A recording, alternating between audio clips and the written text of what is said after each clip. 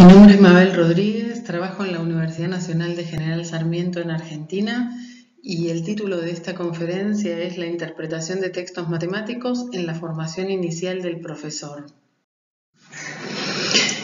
La conferencia tiene la siguiente organización. Voy a comenzar presentando algunos antecedentes que originaron un par de investigaciones que voy a describir.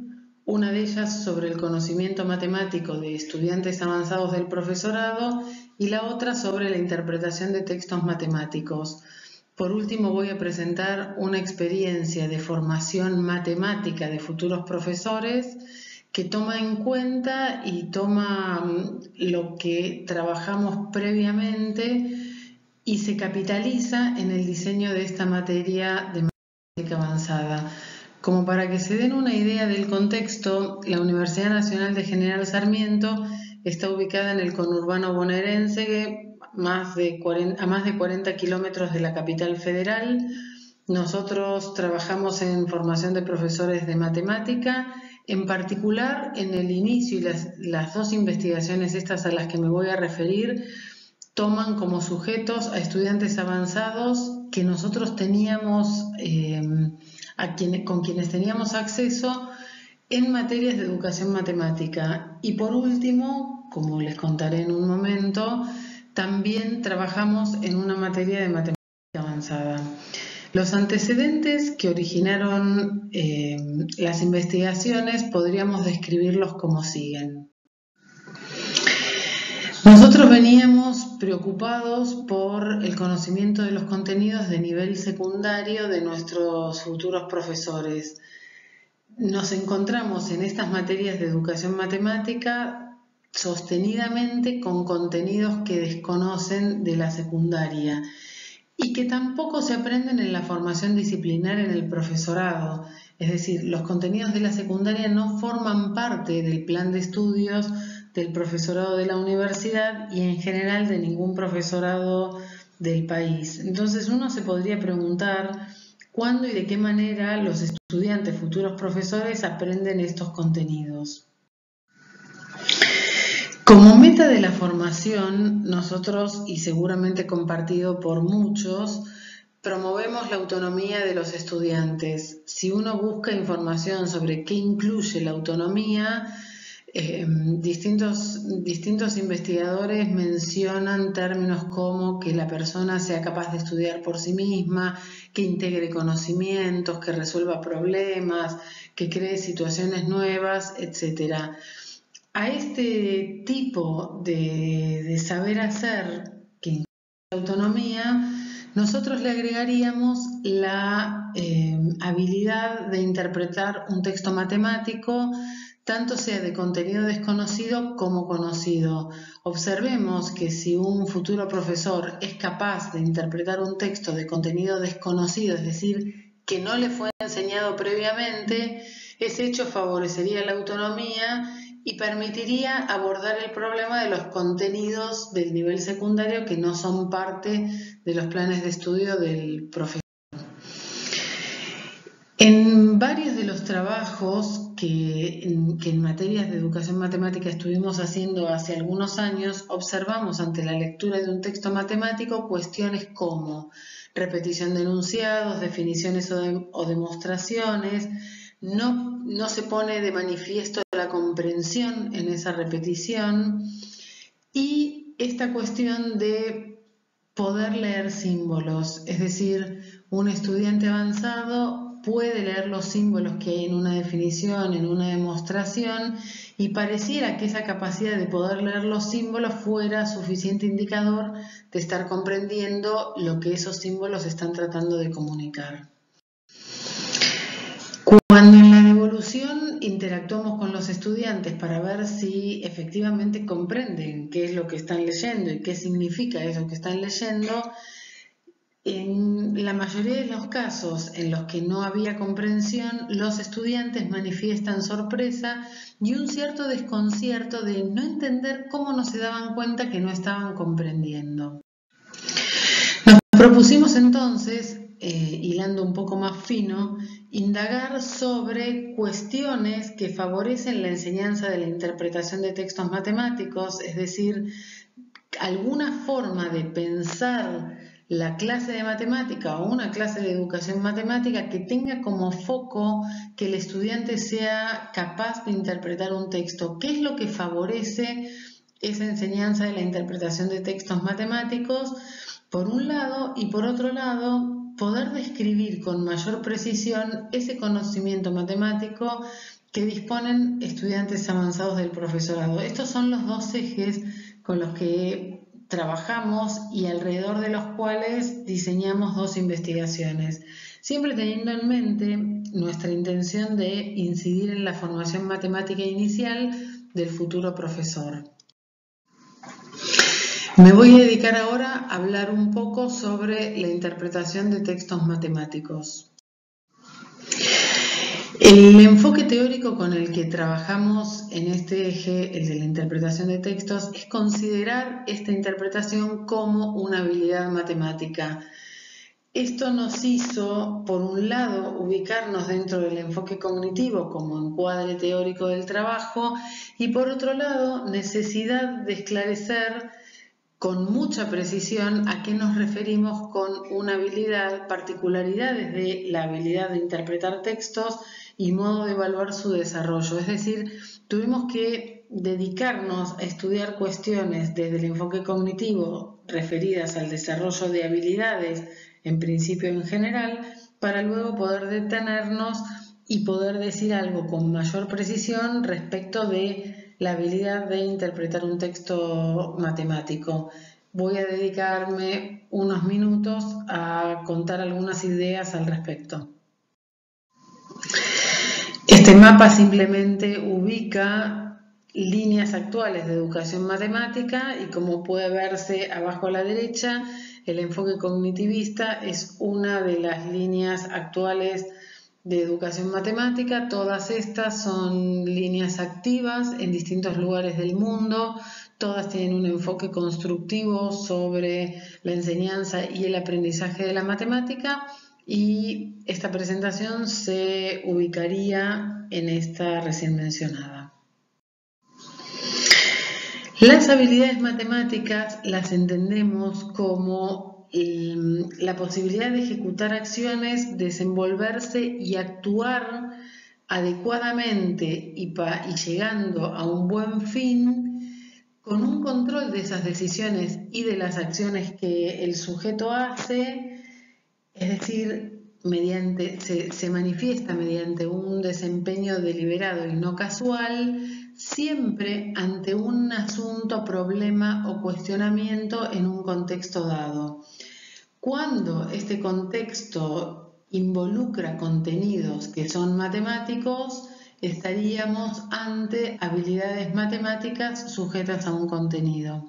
Es decir, una persona desarrolla una habilidad cuando controla decisiones que le permiten ejecutar acciones, desenvolverse y actuar adecuadamente para llegar a un buen fin. Observen que no basta solo llegar a un buen fin, porque uno podría resolver mal algo y tener una respuesta correcta, y tampoco basta ejecutar acciones adecuadamente, porque esas acciones adecuadas podrían no permitir responder el problema o el cuestionamiento que da origen a que un sujeto ponga en escena una habilidad matemática.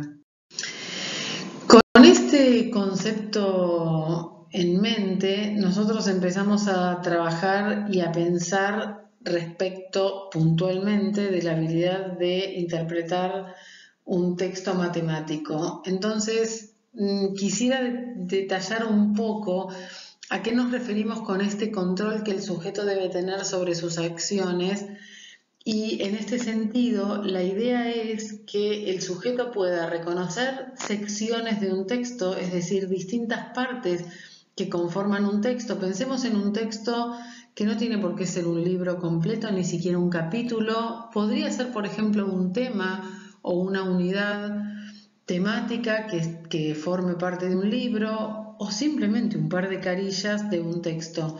El sujeto que empieza a desarrollar la habilidad de interpretar un texto debería reconocer partes de ese texto, secciones de ese texto, como por ejemplo debería ser capaz de decir: el texto presenta una definición, da ejemplos y muestra aplicaciones, o si no, ¿qué hace? Discute una noción sin definirla, luego ahonda en precisiones y finalmente presenta una definición.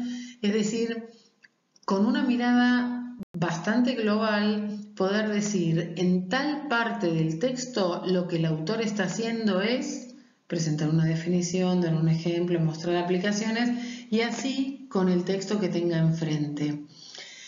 Luego de eso, debería también detectar qué finalidad persigue cada una de esas secciones, es decir, en cada una de esas partes aisladamente comunica un único resultado, lo demuestra, explica un procedimiento, da una idea de una demostración, da la demostración completa, muestra una aplicación de un teorema o de un procedimiento, etc. Y también esto tendría que ser capaz de repetirlo en cada sección como si fuera un texto nuevo. Es decir, una vez que fue capaz de aislar cada una de esas secciones, tiene que poder volver a hacer una mirada al interior de cada una de esas secciones para ver qué es lo que se propone, cómo lo hace, identificar finalidades y partes que están al interior de cada una de estas secciones. Hasta ser capaz, en una última instancia, de explicar con mínimo detalle todo lo matemático de cualquiera de las partes. Es decir, esto está mostrando como una mirada que parte de una mirada global de un texto hasta lograr una mirada fina y absolutamente local, en la que tiene que ser capaz de explicar y mostrar cuál es la matemática que está puesta en juego en cada una de esas partes y por qué eso resuelve lo que sea, un ejercicio, un ejemplo, demuestra un teorema o lo que sea que esté en juego. ¿Qué instrumento nos permitiría evaluar el desarrollo de una habilidad de este tipo? En general, un instrumento adecuado para este tipo de evaluación y totalmente coherente con evaluar el proceso de aprendizaje y no resultados es el rúbric o rúbrica. Nos resulta razonablemente claro que uno tenga que evaluar el proceso de aprendizaje y no los resultados, porque el desarrollo de la habilidad, visto en términos teóricos, también dentro del enfoque cognitivo y de gente que ha estudiado cuestiones referidas a habilidades, se sabe que las habilidades no terminan nunca de ser desarrolladas, es decir, no va a haber un punto en el cual el sujeto logre tener una habilidad totalmente dominada y acabada. Se está en constante desarrollo, se está en constante mejora y entonces sería coherente que uno evalúe ese proceso de desarrollo de la habilidad o de construcción de una habilidad. Como para mostrarles, y esto queda en la grabación, cómo es la idea de armar un rubric, se indican aspectos que van a ser evaluados y se determina en cada una de las celdas indicadores que permiten expresar cómo se vería una persona que tiene un nivel menos desarrollado a más desarrollado de cada uno de esos indicadores que uno le interesa evaluar. A modo de ejemplo, si un sujeto reconoce la estructura del texto y está en un nivel de desarrollo avanzado, reconocerá que primero tiene que identificar las distintas secciones del texto y su estructura, podría mencionar la organización general del texto, mientras que alguien no tiene desarrollado o tiene menos desarrollado este indicador, no analiza globalmente el texto para identificar secciones y sus particularidades, podría leer ingenuamente el texto y considerar que leer símbolos y reproducirlos es interpretar el texto. Otro de los indicadores es identificar las finalidades de cada sección y nosotros logramos una gama que nos permite, como decía recién, identificar qué es lo que vería en un sujeto que me permitiría decir que está en un nivel menor de desarrollo o mayor de desarrollo en este asunto de darse cuenta qué es lo que en cada parte del texto el autor está intentando comunicar.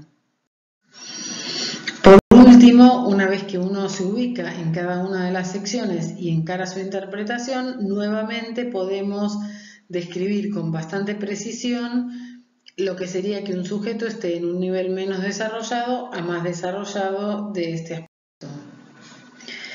Entonces, si uno pensara a modo de ejemplo, supongamos que la finalidad de una parte del texto es presentar un resultado matemático y su demostración, y uno se tiene que poner a pensar qué se necesita para interpretar ese resultado nuevo y su demostración, diríamos, sin lugar a dudas, tiene que el sujeto poder expresar oralmente y explicar qué es lo que dice el resultado, un explicar en donde muestre comprensión.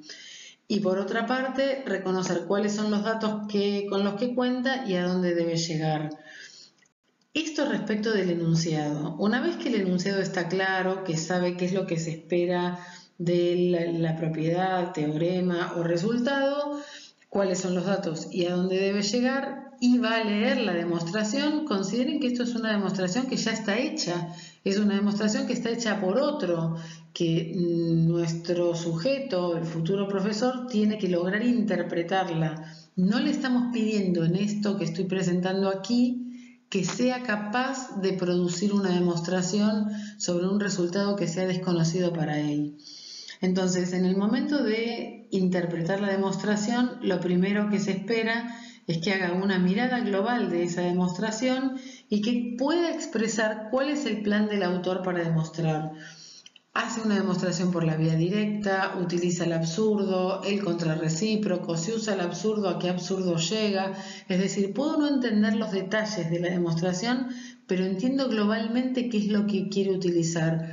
Define una función auxiliar, aplica un resultado, cuál es el resultado que usa, dónde chequea las hipótesis de ese resultado que va a usar, etc. Hasta que por último logre esa mirada local, entendiendo cada paso de los que está explicado en esa demostración y completando con lo que falte como para lograr mayor claridad en un eventual lector experto. No estamos pensando en cómo enseñaríamos esa demostración, sino simplemente en comunicar y mostrar que logré interpretar el texto. Simplemente para que quede el registro, los rubrics se pueden refinar aún más pensando en cuál es la finalidad de cada una de las secciones. El rubric que queda aquí indicado, que no es que me interese aquí entrar en detalles sobre esto, simplemente mostrarles que sí hay más especificidad cuando uno piensa que la finalidad de una parte de un texto es demostrar un resultado. Entonces tendríamos la misma idea, que el sujeto sea capaz de expresar oralmente qué es lo que dice el resultado, y me encuentro con indicadores que muestran un nivel menos desarrollado de ese rasgo o un nivel de mayor desarrollo. Del mismo modo, con el reconocimiento de datos y la meta o qué es lo que se debe probar. Y también, del mismo modo, lograr esa mirada global y local de la demostración. ¿Con qué nos encontramos en el estudio que realizamos, en la investigación que realizamos? La mayoría de los indicadores que nos aparecen muestran un nivel bajo de desarrollo. No hay un trabajo en este sentido de favorecer o de ayudar a un estudiante en formación de profesores de interpretar textos en materias disciplinares. También hay una convicción de que se interpretó el texto porque pueden leer lo que dice el texto, y ante una pregunta como ¿pero qué significa este enunciado? O ¿por qué esta demostración demuestra lo que el enunciado expresa? No hay respuestas y sigue la sorpresa ante esta situación. Se pone de manifiesto muy rápidamente la necesidad de que los futuros profesores, en este caso, expliquen oralmente. Oralmente porque es más rápido en realidad que explicar por escrito en lenguaje natural, pero también podría darse por escrito.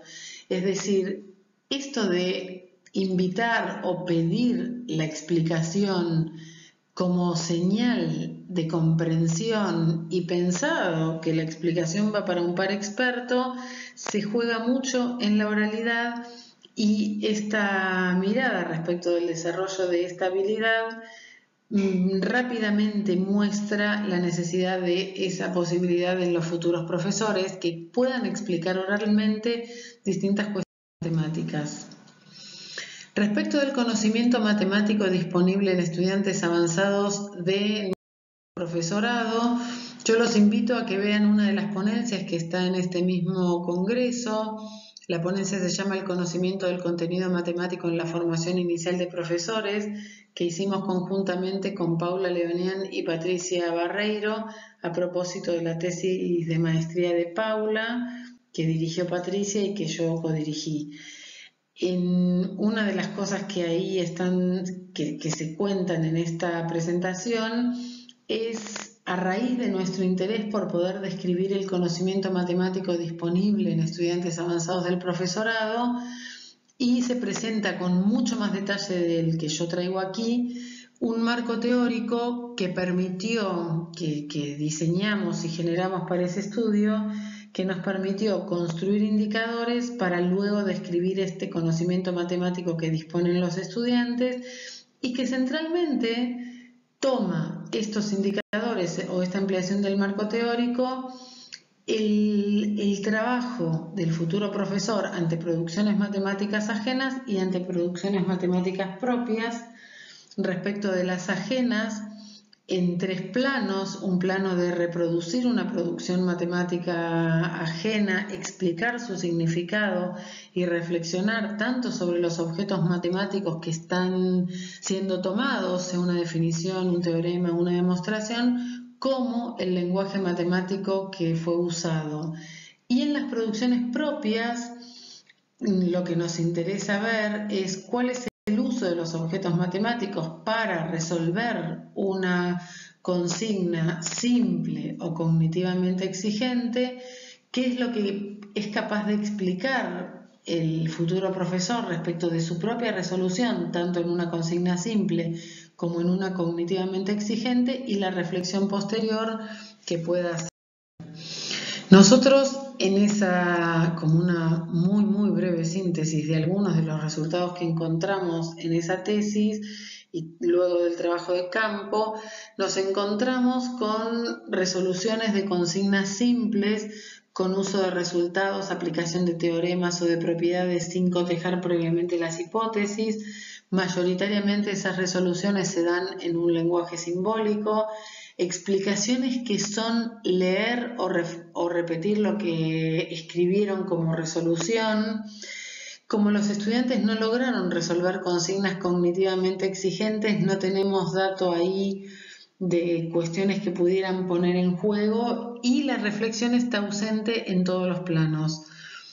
Ahí también observamos dificultades en delimitar dónde termina una definición, dónde termina el enunciado de un teorema, qué parte, dónde empieza y dónde termina una demostración, qué parte es un ejemplo de un concepto o de una definición y qué parte es una aclaración sobre la misma. Bueno, ante todo este panorama, nosotros tenemos el desafío de mejorar la formación matemática y pensar qué es lo que podemos hacer. Y se nos abrió la posibilidad en la universidad de trabajar en una materia de matemática avanzada, una materia de fundamentos del análisis, en la que los estudiantes tenían conocimientos previos de cálculo en una y varias variables.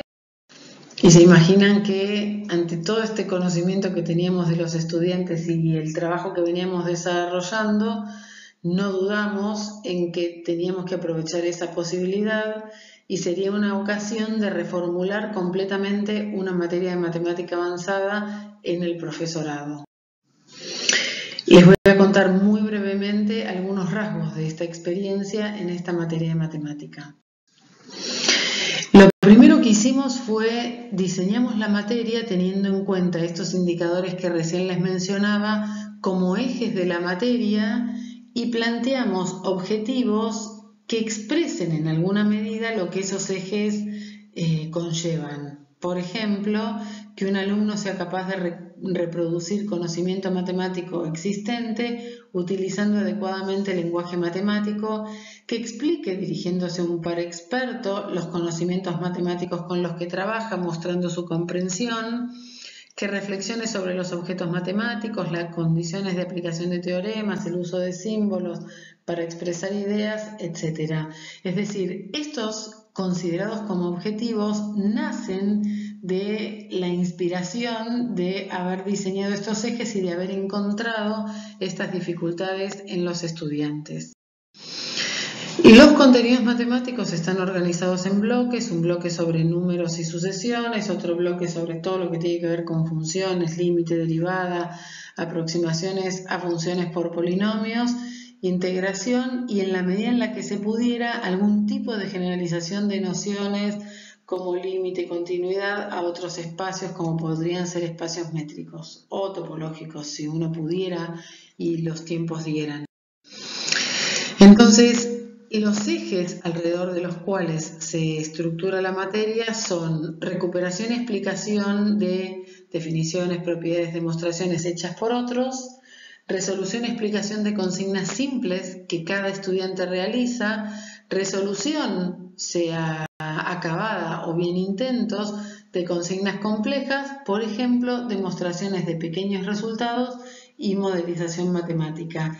Y consideramos como ejes transversales el uso del lenguaje simbólico y la reflexión en todos los planos, la reflexión sobre lo que requiere el trabajo en cada uno de estos ejes, sobre el uso de los símbolos, sobre el porqué de cada uno de del tipo de elemento matemático que tenemos nosotros, por ejemplo, definiciones, propiedades, demostraciones, y diseñamos un sistema de evaluación que contempla entregas periódicas de los estudiantes, tanto individuales como grupales, que conforman un portfolio, 2 momentos de defensa presencial e individual de ese portfolio y un trabajo domiciliario individual sobre la interpretación de parte de un texto sobre un tema nuevo.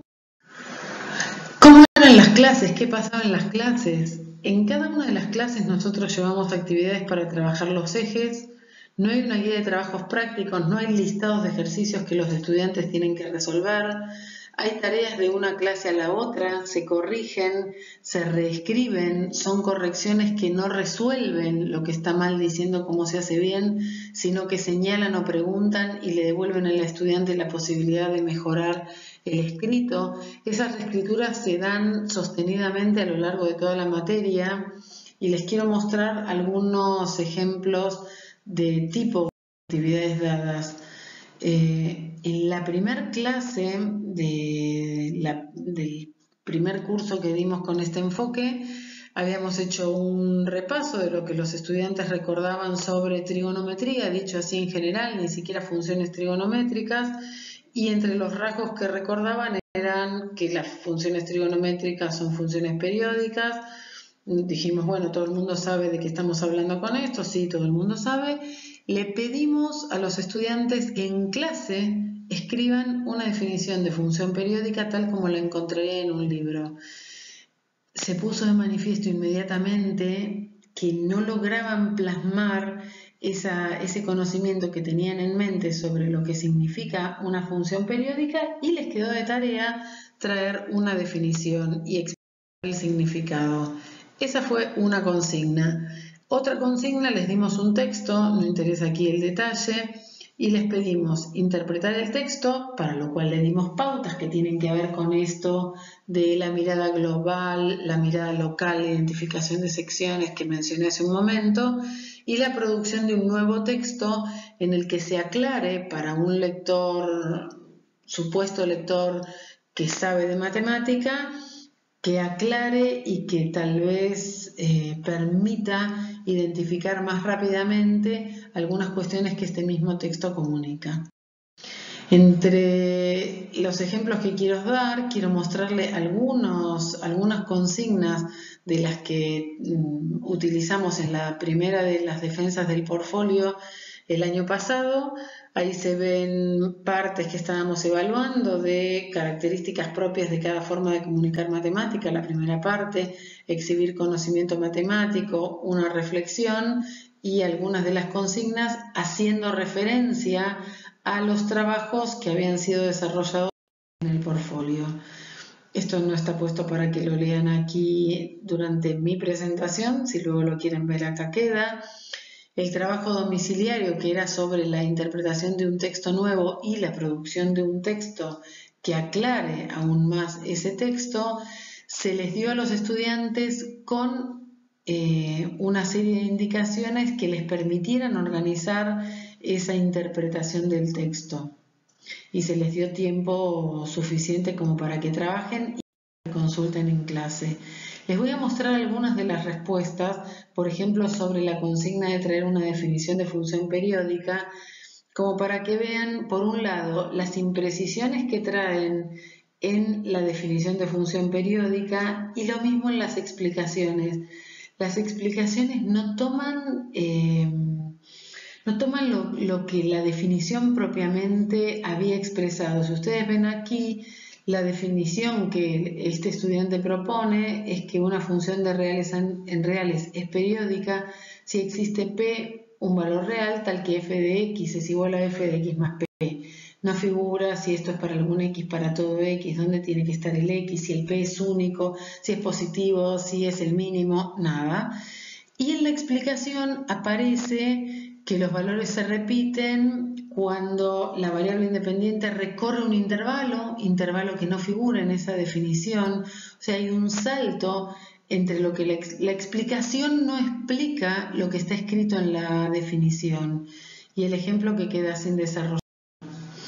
Otro estudiante contesta a la misma consigna diciendo una función es periódica si para cualquier valor de x el dominio de la función se cumple esta relación. Esto quiere decir que las imágenes de los valores se repiten cada cierto intervalo, creando un patrón con el cual podríamos predecir el comportamiento del gráfico de la función periódica. Y aquí aparece la explicación mezclada con la definición, es decir, sin poder identificar en qué parte de este escrito termina la definición tal como la encontraría en un libro y qué parte tiene la explicación de esa definición, salvando todas las faltas, errores y detalles que aquí vemos. Entre los avances mencionamos alta producción de los estudiantes y las mejoras que se empiezan a ver recién en sucesivas entregas. Valoraron altamente la propuesta, era una propuesta que tenía claramente el centro en el trabajo de los estudiantes, en la posibilidad de que estos expresen oralmente y por escrito sus ideas, sus resoluciones, sus preguntas. Generó una diferencia sustantiva de la cursada respecto de otras cursadas y nos obliga a explicitar un cambio en el contrato didáctico. Las entregas que nosotros les pedimos a los estudiantes no son para cumplir, no son para nosotros, es al revés. Nosotros estamos tratando de ayudarlos a ellos con lo que ellos traen y para eso les pedimos ver cosas y la devolución va en ese sentido.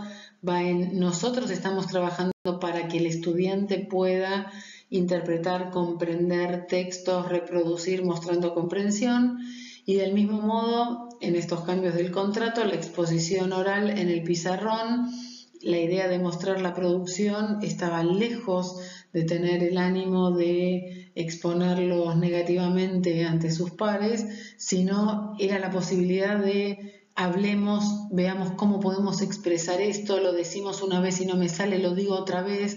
Es como un momento de trabajo activo con un rol activo, tomando decisiones y siendo partícipe tanto del uso del lenguaje natural como simbólico para comunicar matemática y sus resoluciones.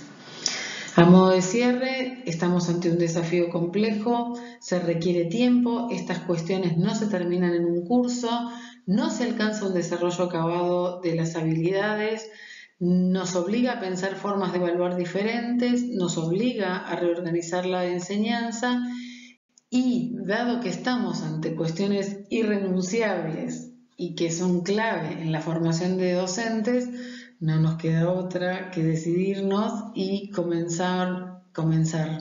Es imprescindible empezar a hacer algo para que los estudiantes puedan manifestar la comprensión de lo que hacen, de lo que leen y de lo que reproducen. Bueno, desde ya muchas gracias. Queda ahí mi contacto y quedamos atentos a cualquier duda, pregunta, sugerencia o aporte que por supuesto será bienvenido. Muchas gracias.